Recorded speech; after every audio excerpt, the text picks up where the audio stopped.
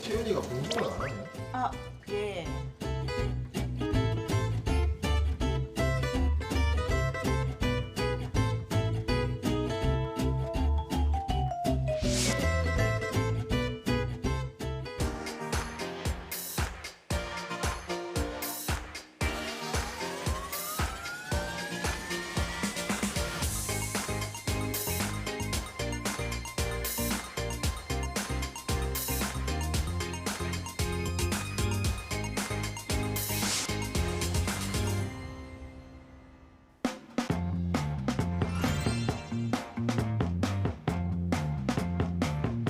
안녕하세요. 즐거운 이야기를 통해 수학의 재미를 찾아보는 수다학입니다. 수학에도 여러 가지 말들이 좀 붙죠. 뭐 창의력 수학이다, 스토리 수학이다, 거기다 요즘은 산업 수학 뭐 이런 것도 전해드리고 있는데 또 한 가지 새로운 게 등장을 했습니다. 토론 수학. 근데요, 수학만으로도 머리 아픈데 그 어려운 토론이 붙었으니 이거는 정말 아이들도 싫어하고 부모님들도 정말 고개를 절레절레 흔드실 것 같아요, 선생님. 그렇죠? 그런데 그렇게 단어에 부담을 가지실 필요가 없습니다. 토론 수학이라고 해서 무슨 난해한 어려운 수학 개념이나 원리 또는 심화 응용 문제를 논하는 게 아니라 네. 친구들하고 이야기를 나누면서 수학적인 원리도 발견하고 재미있는 문제들도 해결하는 방법이거든요. 실례로 저희 교실에서 선생님한테 어울리는 옷은? 이라는 주제로 설문조사를 했어요. 네. 그래서 원피스는 뭐 지영이, 윤미, 선호가 어울린다고 생각했고 체육복은 이제 체육을 좋아하는 애들은 선생님이 얼굴에 검은 칠을 해도 체육복만 입으면 나가기 때문에 선생님이 아름답게 보이거든요. 그래서 네. 이제 또 청바지와 티를 입은 모습을 좋아하는 친구들 해서 설문조사를 한 다음에 그것을 그래프로 만들어서 막대 오, 그래프도 만들고 네. 표도 만들고 이런 활동들을 했거든요. 그러니까 흥미도 높아지고 또 일상생활 속에 소재를 많이 갖고 오기 때문에 네. 문제 해결력도 좋아지고 수학에 대한 친근감이 생기게 됩니다. 그래서 아주 좋죠. 그러면 그 선생님한테 그 어울리는 옷이 없다고 생각하면 어떻게 해야 되는 거예요? 토론할 가치가 없는 건가요? 자, 이런 거보다는 네. 조금 더 유익하고 또 건설적인 그런 토론을 했으면 좋겠어요. 예를 들어서 네. 우리 개그맨 김일이와 가장 잘 어울리는 YTN 아나운서는 누구일까요? 이런 거 얼마나 참 건설적이고 좋습니까, 내용이. 훈훈하고. 이것도 아까처럼 없는 거 아니에요? 어? 이것도 똑같이. 다들 거부할 것 같은 느낌이에요. 이게 그냥 이게 진행이 안 될 것 같아요. 이런 토론 자체는.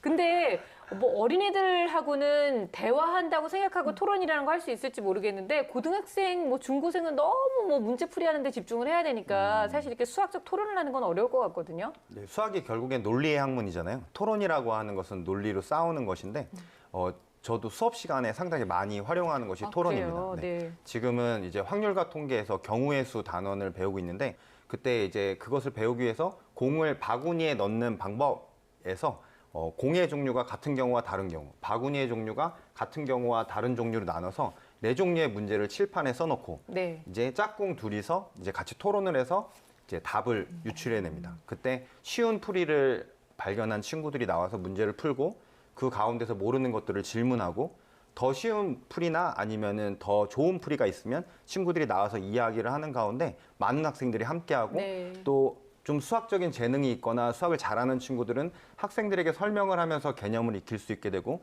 모르는 친구들도 선생님의 설명보다는 아이들의 언어로 설명을 듣게 되는 좋은 기회가 되어서 토론 수업이 수학에서도 상당히 큰 효과를 보고 있습니다. 아니, 근데 괜찮아요. 네. 원래 고등학교 선생님이면은 아니 저기 빨리 문제나 많이 풀어주지 지금 토론하고 있을 친구가 때냐고. 빨리 나가지 이런 얘기 나온다는 거죠? 그럴 것 같은데. 아니 근데 또 의외로 진짜 많은 아이들이 직접 참여를 할 수 있다는 점에서 훨씬 더 많은 기회가 주어질 것 같은데요. 일단 이렇게만 얘기 들어보니까 너무 거창하게 생각하지 말고 좀 쉽게 접근하는 것도 나쁘지 않을 것 같아요, 선생님. 새로운 교육 과정에서 토론이 중요시 여겨진 것은 융합이거든요. 그러니까 내가 알고 있는 지식을 일상생활 속에서 언어적으로 표현하자는 건데 그러기 위해서는 그 주제가 되게 중요한 것 같아요. 이 주제가 올바르고 잘 되면 수학적 사고력이 더 커질 수가 있는데 예를 들면 수학자의 이야기를 좀 듣고 나서 다른 환경에 처했다면 같은 원리를 발견할 수 있었을까? 네. 이런 것도 좋은 주제가 될 수 있을 것 같고요. 그 다음에 내가 배운 도형들을 우리 거실 안에서 여러 가지 찾아보자. 저기 삼각형도 있고 원도 있고 뭐 타원도 있구나. 근데 주의할 점은 그 잘못 얘기했다고 생각했을 때 그거에 대해서 뭐 지적을 하거나 그렇게 하지 않고 이 아이가 계속 발산해낼 수 있는 환경을 만들어주는 게 무엇보다 중요한 것 같아요. 네. 생각해보면 아이와 함께 수학적인 이야기를 나눌 수 있는 방법은 생각해보고 또 노력해본다면 아주 무궁무진할 수도 있겠다라는 생각이 드는 대목이 아닌가 싶습니다. 자, 오늘 수학을 찾아와준 주인공은요. 초등학교 4학년 여학생인데요. 어떤 수학 고민을 가지고 있는지 지금부터 함께 만나보겠습니다. 자, 오늘 저희는요. 부산에 와 있는 거예요. 지금 와. 수학이 부산에 간 건 처음입니다. 부산 아이가 반갑네. 경쾌하게 울려 퍼지는 피아노 소리. 복잡한 악보를 보고도 거침없이 연주해 나가는데요. 정말 보통 실력이 아니네요. 야, 손이 거의 뭐 부산 갈매기인데요. 이렇게 보시면. 안녕. 안녕하세요. 초등학교 4학년 이채연입니다. 눈이 크고 예쁜 채윤 양. 만나서 정말 반가워요. 고사리 같은 손으로 빠르고 정확하게 건반을 치는 채윤이. 제작진의 존재를 잊은 건가 싶을 정도로 열중한 모습인데요. 언제부터 피아노를 시작한 건가요? 5살 정도부터 언니 오빠들이랑 콩쿨도 하고 연주회도 하고 협연도 하고 그런데 이제 너무 어렸을 때부터 해가지고 그동안 다양한 경험 못 해본 것 같아서 하고 싶어 했던 미술, 뭐 바이올린도 하고 그다음 운동도 하고 다양한 경험을 하고 있어요 지금은. 피아노 선생님인 어머니에게 배웠다는 피아노. 상도 정말 많이 탔다는데요. 예술 쪽에 다 소질이 있나 봐요. 골고루. 아무래도 어머님의 영향을 많이 받은 것 같은데 이렇게 어려서부터 피아노 치고 이런 건 굉장히 좋잖아요. 어렸을 선생님? 때 그 피아노라는 게 눈으로 보고 손으로 만지는 대표적인 시지각 협응이거든요. 그러니까 어렸을 때 피아노 같은 것을 많이 치는 것은 두뇌 발달에 많은 도움이 됩니다. 네. 만능 예체능 소녀 채윤이가 요즘 푹 빠진 것이 있다고 하는데요. 가위로 자르고 손으로 누르고. 아니 지금 옷걸이로 대체 뭘 만드는 거죠? 채윤 씨 뭐 만든 거야? 평소에 휴대폰 편하게 쓰려고 만들어 본 거예요. 오. 진짜 기발하네요. 그렇죠? 예, 저런 활동들은 이제 손의 미세한 근육도 발달시키고 또 공간 감각과 구성력도 발달시켜서 거리 길이도 익히게 되고 많이 일상생활 속에서 하면 좋습니다. 네. 근데 좀 슬슬 불안하진 않으세요? 뭔가 공부하는 모습을 우리가 좀 기대를 했는데 아직은 나오지 않고 있거든요. 채윤이가 공부하길 기다리다 지친 제작진. 어머니 도와주세요. 어머니, 채윤이가 공부는 안 하네요. 예. 평소에 저렇게 맨날 만들게 하고 뭐 그리게 하고 맨날 저렇게 있어요. 공부는 언제 하나요? 제가 지금 하라고 할게요. 네, 잠시만요. 아직 못해서 시키시는 것 어머니도 같은데. 진짜 귀여우시다. 다 만들었어? 하는 거 다 마저 하고 할 일 하세요. 결심한 듯 책상에 앉는 채윤이. 어떤 공부를 할지 궁금해지는데요. 야심차게 꺼내든 저것은? 아니, 지난 1학기 수학 문제지? 이제 2학기가 시작되었는데 대체 어찌 된 일일까요? 아니 근데 갑자기 뭐 연필을 집는 게 아니라 지우개로 막 지워요. 지웠다가 썼다가 무척 바빠 보이는데요. 자세히 살펴보니 이미 예전에 다 풀었던 문제들이네요. 지우고 푸는 과정이 귀찮을 법도 한데 꼼꼼하게 답을 써내려가는 모습입니다.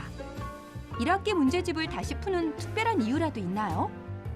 친구 어머니도 그 말씀하셨는데 이제 수학을 보니까 선생님들이 오답 그게 제일 중요하다고 해가지고 그 친구 엄마하고 생각이 똑같은 것 같아서 한번 해보자 싶어가지고 시작했는데 정말 중요한 것 같아요 해보니까.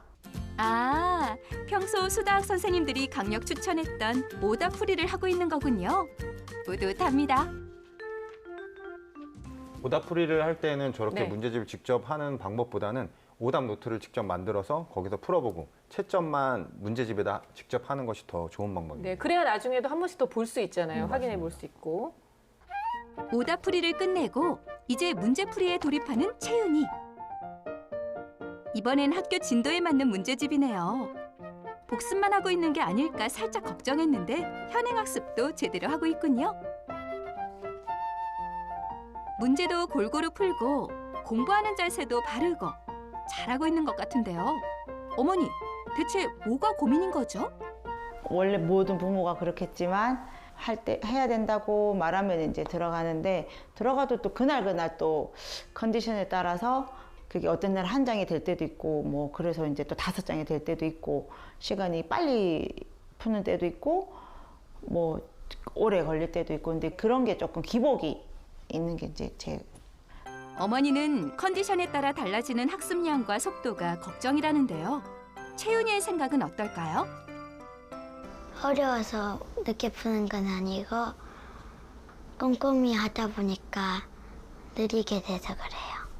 어려워서가 아니라 나는 꼼꼼하게 하느라고 시간이 좀 걸린 것뿐이다. 아니 요즘 애들은 어떻게 자기 의견을 저렇게 딱 정확하게 얘기할 수 있을까요? 그렇죠. 마지막 한자까지 또박또박 적은 채윤이. 뿌듯한 표정으로 자신 있게 문제집을 들고 나오는데요. 엄마 나 다 했어. 잘했어. 뽀뽀 한번. 아유, 잘했어. 어디까지 했어? 이거는 이까지 접어놓은 데까지 했고 이것도 접어놓은 데까지 했어. 알았어요. 채점을 시작하려는 어머니. 근데 채윤이는 얼마나 맞았을지 궁금하지 않은 걸까요? 만화책을 펼쳐드는데요. 어머니도 이 상황이 익숙한가 봅니다. 어머니, 채점을 어머니 혼자 하세요? 네, 평소에 그냥 놔두고 저한테 주고 이제 혼자 가서 할 거 하고 놀고 그래요. 근데 딱 보니까 우리 선생님들이 또 한마디 할 것 같아요. 왜요? 아니, 엄마 혼자 이렇게 채점하는 거 안 좋다고 그랬잖아요. 근데 채점은 하는데 네. 채점한 다음에 화를 내거나 이래라 저래라 안 하기 때문에 아. 사실 큰 문제는 없어 보여요. 그렇죠. 하지만 이제 4학년이 됐기 때문에 스스로 채점하는 습관이 좀 있었으면 좋겠다는 생각이 드는데요. 그래요. 채점이 단순히 채점이 아니라 자기가 틀린 것, 부족한 것, 반복해서 틀리는 것이 어떤 유형인지를 볼 수 있어서 4학년 정도 되었을 때 스스로 채점하는 것을 추천하게 됩니다. 네. 지난 학기에 틀렸던 문제를 다시 풀면서 꼼꼼히 실력을 다지는 한편 학원에 다니지 않고도 혼자서 진도를 잘 따라가고 있는 채윤이. 하지만 아직 체계적으로 공부를 하는 것 같진 않은데요. 그래도 다행히 상위권을 유지하고 있답니다. 채윤이는 수학을 좋아하고 있을까요? 궁금해지는데요. 6번째쯤 되는 것 같아요. 그런데도 수학을 되게 열심히 하던데 이유가 있어? 잘하고 싶어서 열심히 해요. 그래도 열심히 하고 싶은 마음이 있다라고 네. 하는 것, 그 다음에 앉아서 열심히 하는 걸 보니까 참 기특한 마음이 듭니다. 7번째 중에서 6번째 좋다고 그러잖아요. 네. 7개가 다 좋은 거예요. 그러니까 이런 아이들은 싫다는 게 아니고 다 좋은데 아. 6번째 좋다는 거죠. 그러니까 아. 모든 활동에 있어서 다 긍정적인 거죠. 그렇네요. 지금처럼 채윤이가 다양한 활동을 하길 바라지만 한편으로는 공부를 더 많이 시켜야 하지 않을까 불안하다는 어머니. 대체 본격적인 수학 공부는 언제 어떻게 시작해야 하는 걸까요? 다재다능한 채윤이를 위한 맞춤 수학 공부법. 수다학에서 알려주세요. 네, 어렸을 때부터 피아노, 미술, 운동까지 정말 다양한 경험을 쌓아서 예체능 소녀라고 해도 과언이 아닌데요. 지금 4학년 채윤이 함께 만나보셨죠. 자기 의견을 굉장히 똑부러지게 얘기하는 아주 똘똘한 소녀인데 이제부터 좀 수학을 공부해 보려고 한다라고 얘기를 했는데 사실 4학년 때가 어떻게 보면 제일 수학이 조금씩 어려워지는 시점이기 때문에 딱 적기가 아닌가 싶기도 해요. 그렇죠. 4학년 때가 되면 이제 연산에서의 사칙 연산도 다 익혔고 도형도 좀 나오고 분수, 소수의 개념도 나왔기 때문에 이제 본격적으로 공부가 어려워지고 제대로 된 수학 학습할 수 있고 또 스토리텔링형 문제도 강화되기 때문에 네. 아이들이 어려워하는 시기입니다. 수학 학습의 적기라고 할 수 있죠. 게다가 이 친구 같은 경우는 지금 잘하겠다는 열정이 가득하잖아요. 또 수학 성적도 좋기 때문에 지금부터 체계적으로 공부를 해나가면 아주 수학을 잘할 수 있습니다. 네. 어머니께서 예체능을 이제 많이 할 수 있도록 배려를 해주시고 환경을 조성해 줬는데 굉장히 잘 해주신 것 같아요. 네. 그런 것처럼 이제 수학 학습에 있어서도 딱 하루에 일정한 시간을 정해서 정해진 분량만큼 주면서 잘 관리해 주시면 좋을 것 같아요. 네. 그러니까 제가 봤을 때는 지금이 그 수학 공부를 하는 적기는 아닌 것 같아요. 왜요? 진정한 수학의 적기는 발등에 불이 떨어졌을 때. 아, 정말 해야겠다. 위험하다. 더는 못 견디겠다. 요 순간에 이제 시작을 해야 되는데. 고3이요? 고2? 근데 이제 이제 시작을 어떻게 하냐가 되게 중요한 것 같아요. 이 수학의 그렇죠. 첫 걸음은 모든 이 감정 표현, 또 예술을 했기 때문에 감정 표현이 익숙할 거예요. 아, 오늘 날씨가 너무 좋아 이렇게 하는 게 아니라 오늘 날씨 100점이야. 숫자로 좀 다 표현하는 거예요. 네. 엄마 오늘 아침 식사 70점. 선생님 오늘 수업 90점. 이러다 보면 주변에 사람이 남아나질 않아요. 다 떠납니다. 그렇게 아무도 없기 때문에 고독하게 그때부터 수학에 집중하면서 공부를 할 수 있는 거죠. 너무 많은 걸 일으켜야 될 것 같아요, 채윤이가. 약간 자기소개하신 것 같은 고독함을. 네. 지금 일단 공부하는 거에 대해서 거부 반응이 있지 않고 그다음에 수학을 집중해서 공부하는 시간이 긴 거를 봐서는 지금 배움의 기본적인 자세는 잘 잡혀 있는 것 같고요. 이렇게 기본이 잘 잡혀 있는 친구가 수학 흥미가 늘어난다면 수학 실력이 부쩍 늘 것 같다는 생각이 드는데요. 네. 수학의 그런 흥미를 키우기 위해서는 여러 가지 재미있는 교구들이 많이 나와 있으니까 학년과 단원에 맞춘 여러 가지 교구들을 활용해 보실 것을 추천드립니다. 네, 다행히 학교 성적은 지금 잘 나오고 있는 편이에요. 근데 어머님은 기복이 좀 심하다. 그러니까 컨디션에 따라서 잘할 때도 있고 못할 때도 있고 많이 풀 때도 있고 적게 풀 때도 있다. 분명히 채윤이는 그게 아니라 꼼꼼히 하다 보니까 시간이 좀 많이 걸렸을 뿐이다라고 얘기를 했거든요. 맞아요. 네, 검사 결과를 보면 진짜 원인이 뭔지 알 수 있을 것 같아요. 네, 화면을 보면서 말씀을 드리겠습니다. 네. 예, 인지 능력은 평균 상 정도고요. 언어성이 평균 정도예요. 근데 동작성 같은 경우는 매우 우수, 그다음에 작업 기억력도 우수, 속도는 평균 정도인데요. 일반적으로 여자아이들은 언어성이 높고 동작성이 떨어지는 경우가 많거든요. 네. 그런데 연구 결과에 따르면 그게 유전적이라기보다는 어렸을 때부터 어떤 환경에 노출되느냐에 따라서 극복될 수 있다는 거죠. 그 채윤이 같은 경우에는 그 많은 손을 이용하는 동작을 많이 했기 때문에 향후에 그 물리학이나 벡터 쪽에서도 그 장점을 발휘할 가능성이 있어 보이고요. 네. 그 수학 성취도 결과를 보면 후행 95%, 현행 85, 전체 90이어서 상당히 우수한 네, 편이죠. 잘하고 있네요. 예, 예체능에 저렇게 많은 시간을 할애했음에도 불구하고 이 정도 점수면 굉장히 잘 나왔다고 할 수 있고요. 그다음에 그 어릴 때 사실 저는 적기라는 게 1, 2, 3학년 때는 다양한 자극을 시키다가 4학년 때부터 본격적인 학습이 들어갔으면 좋겠다고 하는데 지금부터 이 아이가 학습 시간을 늘리기만 하면 그동안에 이 아이가 여러 군데에 경험했던 것들이 학습으로 들어와서 훨씬 더 좋은 성취가 있을 것으로 보입니다. 네. 야, 근데 정말 부럽네요. 아니 공부도 그렇게 많이 안 한다고 했는데 성적이 좋잖아요. 그렇죠. 운동을 안 했는데 몸짱이야. 화장을 안 했는데 예뻐. 이런 친구들처럼 거의 뭐 타고난 게 아닐까. 그래요. 예, 맞아요. 조금만 공부를 하면은 만점도 맞을 수 있을 것 같아요. 그러니까요. 그러니까 뭐 조금 아쉬운 부분이 있다면 지금 틀린 문제 몇 개가 있다는 건데 틀린 문제 좀 짚어보면서 어느 부분이 좀 취약한지 한번 보도록 할까요? 네, 현행에서 3문제를 틀렸는데 그중에 2문제가 각도 문제였습니다. 네. 그래서 그 각도가 또 이제 실물과 도형과 연결되는 각도 문제였는데요. 지금 보면은 이 친구 같은 경우는 손으로 뭔가를 만들고 조작 활동을 하는 것을 굉장히 즐겨 하는데 이것을 실물의 도형과 연결하는 것에서 이런 문제를 틀렸다는 건 굉장히 안타깝죠.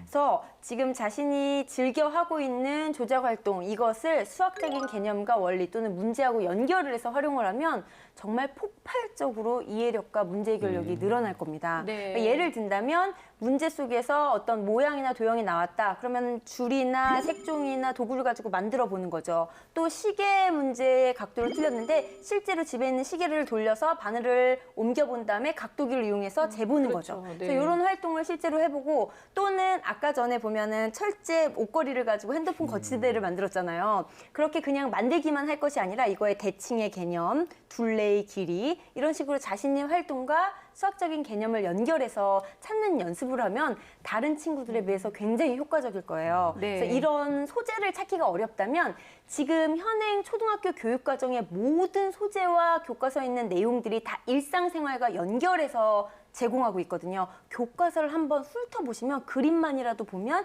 좋은 아이디어가 퐁퐁퐁퐁 샘솟을 겁니다. 네. 저는 11번 문제를 보겠는데요. 11번 문제는 길이를 재는 문제였었어요. 근데 길이의 단위 자체를 모를 수도 있었고 단위와 단위 사이의 관계를 몰랐을 수 있었는데요. 이런 문제 같은 경우에는 직접 상자의 길이를 재본다든지 아니면 예를 들어서 길이를 재봤더니 30cm라고 나온 것이 밀리미터로 바꾸면 얘는 300mm다. 그 다음에 미터의 단위로 바꾸면 0.3m다라고 하는 식의 계속 변환을 통해서 각 단위와의 관계를 알아볼 수 있을 것 같은데요. 틀린 문제가 딱 한 문제밖에 없었어요. 그래서 후행을 막 열심히 하기보다는 틀린 부분에 대해서 익히고 현행 학습에 집중하고 또 심화 네. 학습에 집중하는 것이 좋다라고 생각합니다. 후행은 굳이 필요 없다라고 이제 얘기를 해주셨는데 영상을 보면요 지난 학기 문제를 또 이렇게 보고 지우고 또 풀고 지우고 또 풀고 이걸 하고 있고 오답풀이가 좋다는 거를 또 저희 방송을 통해서 보시고 이제 실천을 좀 하려고 하는데 이게 좀 실천이 좀 잘 안 되고 있는 부분이 있는 것 같아요. 이 아이 보면 지난 학기 후행은 좀 많이 하고 있는데 현행에 대해서는 별 관리도 안 되고 채점도 별 안 하고 있고 이런 것 같은데 그 현재 잘하고 있기 때문에 후행은 방학 때 하는 걸로 충분할 것 같고요. 현행에 집중했으면 좋겠고 네. 그다음에 여기에서 틀리는 오답 노트 같은 경우를 관리가 들어간다 그러면 수학 실력이 훨씬 더 좋아질 것 같습니다. 그렇군요. 네. 근데 그 보니까 그 예술을 하기 때문에 이런 단어 하나하나에 대한 감수성이 예민합니다. 네. 그러니까 오답 노트라는 말 자체가 이렇게 좀 땡기는 말이 아니에요. 아, 틀린 답. 그렇네요. 그렇잖아요. 그러니까 기왕이면 이름도 오답 노트라고 하지 말고 만점 노트, 100점 노트. 네. 또 답을 또 2번씩 적으니까는 답답 노트. 아, 그건 아니다. 그건 가슴이 아니죠. 답답하네요. 답답해지죠. 네. 하여튼 뭐 긍정적인 의미 있는 걸로 예쁘게 정리해서 하면 자꾸 그 노트를 피고 싶잖아요. 오, 정말 그건 되게 네. 좋은 것 같아요. 정답 노트라고 하면 되잖아요. 꼭 굳이 오답 노트라고 해야 되는 건 아니죠? 네, 제 생각에도 오답 노트를 자기의 특색에 맞게 예쁘게 네. 만들면 자꾸 펴보고 싶고 더 꼼꼼하게 잘 만들고 싶다고 생각하기 때문에 나만의 오답 노트를 만드는 것은 상당히 좋은 방법이라고 생각하고요. 네.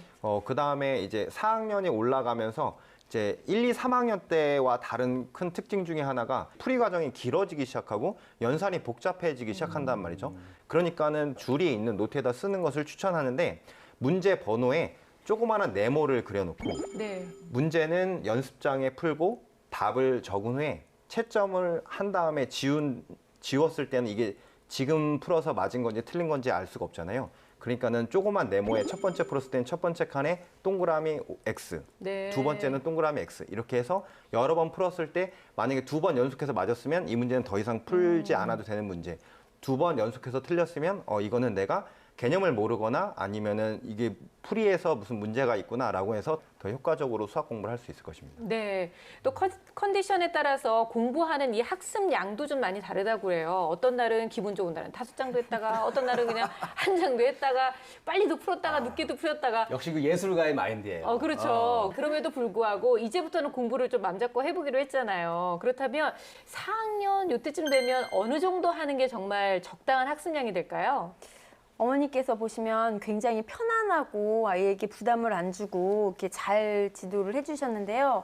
이 부분에 학습 부분에 관해서는 좀 단호하게 결단을 내리실 필요가 있을 것 같아요. 지금 4학년이다 보니까 하루에 보통 40분에서 50분 정도는 매일 수학 공부를 하는 게 좋거든요. 네. 그래서 그냥 네가 공부해 이때 하자가 아니라 딱 4시에 하자, 3시에 하자 시간을 정해서 먼저 교과서의 개념 부분을 읽고 수학 익힘의 문제를 풀고 그다음에 기본 문제 1장 정도 풀고 심화 문제 한 문항 정도 요 정도 분량을 줘서 그것을 다 하면 더 일찍 끝나든 더 늦게 끝나든 자유시간, 자유롭게 만들기도 하고 이렇게 노래도 부르고 춤도 추고 즐거운 시간을 가질 수 있도록 하고요. 이런 친구에게는 인터넷 강의를 활용하면 좋거든요. 네. 그래서 딱딱한 문제풀이나 개념을 읊어주는 그런 인터넷 강의보다는 좀 재미있게 풀 수 있는 활동적인 것을 보여주면 한 20분 정도 하루에 그렇게 보여주면 흥미를 갖고 아주 효율적으로 잘할 것 같습니다. 네. 그래서 4학년 정도 때 이제 습관을 바꾸는 것 때문에 순간적으로 힘들 수는 있거든요. 근데 습관을 바꾸는 게 이제 2가지가 필요한데 하나는 보편적 습관을 들이는 게 필요하죠. 일정한 시간 수업을 들어야 되고 그 다음에 숙제를 해야 되고 틀린 것들에 대한 오답 노트를 만들어야 되고 이게 보편적 습관을 들이면 나중에는 거기서 실력이 올라간다는 걸 느끼거든요. 또 하나는 나만의 습관을 들이는 게 필요하죠. 네. 모두가 같은 방식으로 공부하는 게 아니기 때문에 내가 듣는 게 편한가, 눈으로 보는 게 편한가, 아니면 또래 학습이 편한가, 아니면 인터넷 강의가 편한가. 그래서 일반적인 누구나 다 하는 습관 플러스 4학년 정도라면 나는 그런데 요거 더하기 요 정도 학습을 하는 게 나는 제일 맞는 것 같아. 요걸 찾아간다 그러면 최적의 학습법이라고 볼 수 있겠습니다. 네. 근데 지금까지는 어머님이 여러 가지 경험을 쌓아주기 위해서 피아노도 가르쳐 주시고 진짜 노력을 많이 하신 것 같아요. 그렇다면 이제 본격적으로 수학 공부를 딱 시작하려고 하는 이 시점에 어머님이 해줄 수 있는 역할이 있다면 어떤 게 있을까요? 어머니께서 지금부터는 방향성을 좀 제시해 주실 필요가 있다는 생각이 드는데 수학 공부라고 하는 것이 개념을 공부하고 문제를 푸는 것까지는 딱 반절 정도 한 것이거든요. 네. 그 다음에 채점을 하고 그 다음에 그 틀린 부분이 왜 틀렸는지, 그래서 만약에 어떤 부분이 틀렸다면 그 틀린 부분을 알아가는 과정이 필요한데 그 부분에 대한 학습은 스스로 할 수가 없어요. 해보질 않았기 때문에. 그렇기 때문에 어머니께서 수학 문제를 풀고 채점하고 오답을 정리한 후 오답에 대해서 공부하고 공부한 내용이 잘 되었는지를 확인하는 과정까지가 수학 공부임을 알려주고 네. 그렇게 되었을 때 수학 공부가 끝났다라고 하는 것을 말해줄 수 있으면 좋겠다는 생각이 듭니다. 저는 3가지만 하시면 좋을 것 같아요. 지금 이 친구가 틀린 문제나 어려운 문제, 이해하지 못하는 문제에 대해서 그 문제를 잘 이해할 수 있도록 어머니가 직접 가르쳐 주실 수도 있지만 보통 어머니들 힘들어 하시거든요. 그래서 그렇게 배움을 익힐 수 있는 피드백 체계를 갖추는 거죠. 선생님한테 묻는다든지 또는 친구한테 물어보도록 하는 거죠. 담임 선생님한테 묻는다면 점심시간 끝나고 한 5분, 10분 동안 묻든지 아니면 선생님들이 보통 수요일 날은 여유롭거든요. 네. 그래서 수요일이나 금요일 이렇게 요일을 정해서 이제 모르는 문제를 학교가 끝난 후에 담임 선생님한테 몇 문제 묻고 온다든지 이런 식의 체계를 정해주고 그리고 앞서 말한 것처럼 분명히 이 친구는 하루에 40분 정도 정해진 시간에 정해진 분량을 규칙적으로 하도록 공부가 이루어져야 됩니다. 이거에 대해서 시간 됐잖아, 이 부분 공부하자라고 어머니께서 계속 이제 규칙성 가지고 습관화될 수 있도록 지도를 해주시는 게 좋고요. 그리고 마지막으로 보면 반복적으로 요거를 자꾸 틀리네. 이 유형은 이해를 자꾸 못하네. 어려워하네 하고 힘들어하는 부분들이 있어요. 그 부분에 대해서는 아이가 익힐 수 있도록 환경을 체계적으로 만들어주는 게 좋아요. 예를 들면 수학 동화라든가 아니면 관련된 보드게임 같은 것을 이제 교구들을 주어서 아이에게 맞는 것을 찾아준다든지 그래서 이렇게 아이가 도움을 받을 수 있도록 어머니가 도와주시는 게 필요합니다. 네, 지금까지 참 잘 해오신 것 같아요. 하지만 이제부터 초등학교 4학년이 됐으니까 이제부터는 좀 수학에 관심을 갖고 수학에도 열정과 끈기를 좀 보여준다면 좋은 성과가 있을 거라고 믿습니다. 자, 오늘도 여러 가지 조언들이 많이 나왔죠. 그중에서 절대로 놓쳐서는 안 될 수학 전문가들이 드리는 결정적 한방 들어봅니다.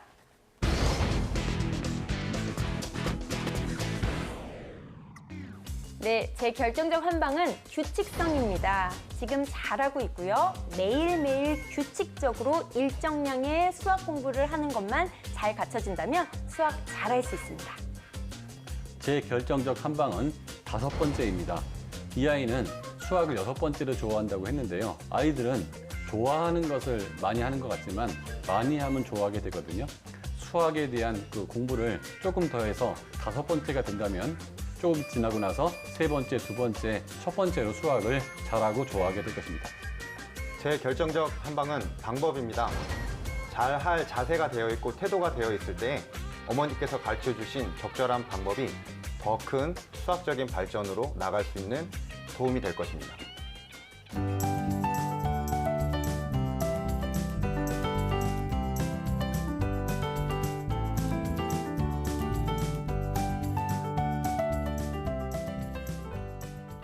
자, 이리 씨는 또 어떤 결정적 한방을 준비했을까요? 네, 채윤이를 위한 제 결정적 한방은 바로 스피드 퀴즈입니다. 스피드 퀴즈요? 네, 왜 준비했냐면 문제 푸는 그 시간이 길다고 했잖아요, 채윤이가. 네. 그래서 좀 스피드 퀴즈를 통해서 아. 좀 빨리빨리 속도를 늘리는 좀 훈련이 좀 필요할 것 같아서 준비를 해봤습니다. 네네. 자, 집에서 엄마랑도 같이 해보면 좋을 것 같아요. 우리 선생님들도 한번 연습 삼아서 네. 집에서 이런 식으로 하면 됩니다. 첫 번째 문제 나갑니다.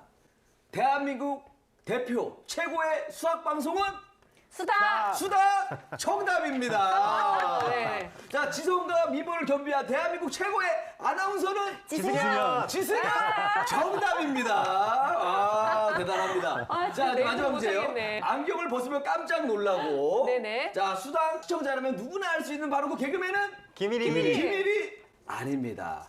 유재석입니다. 보셨죠? 제가 이렇게 겸손한 사람입니다. 너무 슬프다. 겸손하잖아요. 겸손하게. 네.